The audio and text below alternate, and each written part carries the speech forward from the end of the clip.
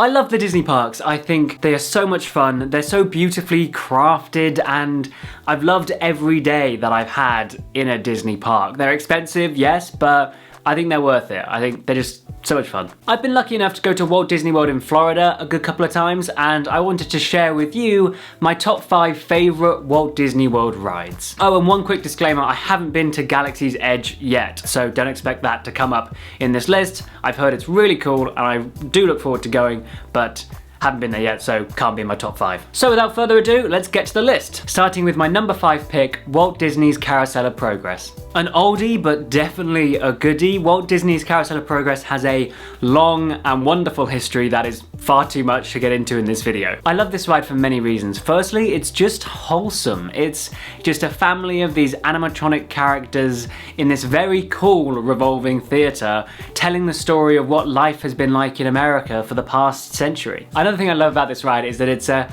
simple, relaxing, gentle ride. It's the perfect mid-afternoon ride to get out of the heat on a busy, hot Florida day. The message of the show is all about the possibilities of the future and what we can do as humans to make the future better for everyone. However, I can't ignore the fact that due to the age of the attraction, it's not terribly progressive, which is ironic considering the title. The animatronic characters are a typical American family, and bearing in mind this ride was created in the 60s, it's an embodiment of 60s American values, and they haven't updated it since. Just something to keep in mind. Also, the length of the ride. It is so long. It's literally, I think, about 20 to 25 minutes long, and I love a long ride. The longer the better, I say in most cases, and that will become evident throughout this list, aside from my number 1 choice, which seems to just defy trends, which is very strange. But yes, Walt Disney's Carousel of Progress, I love. Moving on to my number 4 pick,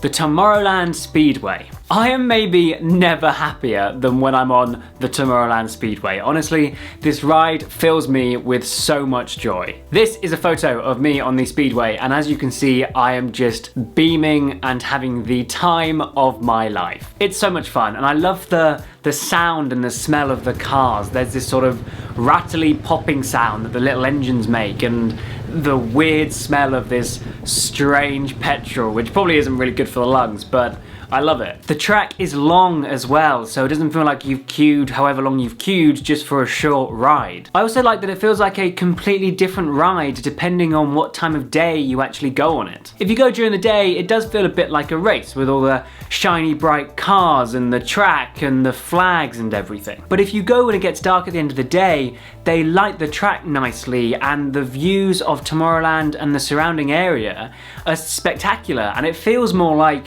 a pleasant nighttime drive. It's fun to have control over a ride vehicle, which you don't often get. Yes, the control is limited, and if you just sort of steer too far to one side or the other, you sort of get bounced back onto the track, but you can still, you do have a bit of the steering capabilities and going faster or slower than the other cars, and I think it's a lot of fun. It's fun for kids and adults, and out of all the rides on this list, this one fills me with the most joy, without a doubt. Moving on to number 3, and the first one outside of the Magic Kingdom, it's the Great Movie Ride. Sadly, this ride is now closed, which I think is a great shame. It's been replaced by Mickey and Minnie's Runaway Train, which to be fair, does look pretty cool, and the projections and sort of the new technology does look fun, and I do look forward to going on it when I'm next in Hollywood Studios, but is it gonna live up to the Great Movie Ride? I don't think so. How do I describe the Great Movie Ride? It's this brilliant mishmash of animatronics and live action set pieces, and it's all topped off at the end by this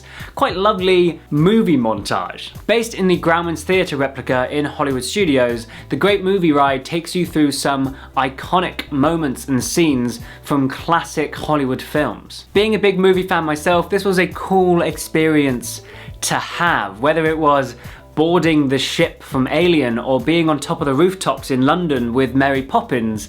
It was a cool experience. There's this genius little narrative running through the ride as well, which, if you've never ridden it before, is surprising and unexpected. And if you have ridden the ride before and you know what's going to happen, it's like rewatching one of your favourite films and just enjoying all the story beats as they go. Whilst a lot of theme park rides these days are moving towards things being projected onto screens, the Great Movie Ride was tactile and real and old-fashioned in the best way possible. Also, like the Carousel of Progress, it is long. Again, I think it's like 20 minutes long, and I love that. I also really like the montage at the end. It's literally just clips from Hollywood movies, but I really like it. It's a nice way to top off the ride. Moving on to number 2, and we're going back to the Magic Kingdom for the Tomorrowland Transit Authority People Mover. I know, you're probably a bit confused. Yes, it is that little train thingy that goes around Tomorrowland. Let me explain. Firstly, as you've probably noticed, this is the 3rd ride on my list of 5 that are from Tomorrowland. So if you couldn't tell, I really love this land. It's definitely my favorite land in Magic Kingdom and any other theme parks lands ever. I love the look and the style of everything, that part sci-fi, part 60s predictions of what the future will look like. I love that. I love all the rides in Tomorrowland, and when I arrive at the park in the morning, it's always the first land I go to. And the People Mover is literally this little tour of Tomorrowland. What's not to love? It's so smooth and enjoyable, and there's never a line, and again, it's not a short ride. I just love whizzing around Tomorrowland. The ride sneaks into Space Mountain and the Buzz Lightyear ride. It goes over the Tomorrowland Speedway, and you get a stunning view of Cinderella's castle at one point, which is especially stunning at sunset. If you're ever there on the People Mover at sunset, the castle looks gorgeous.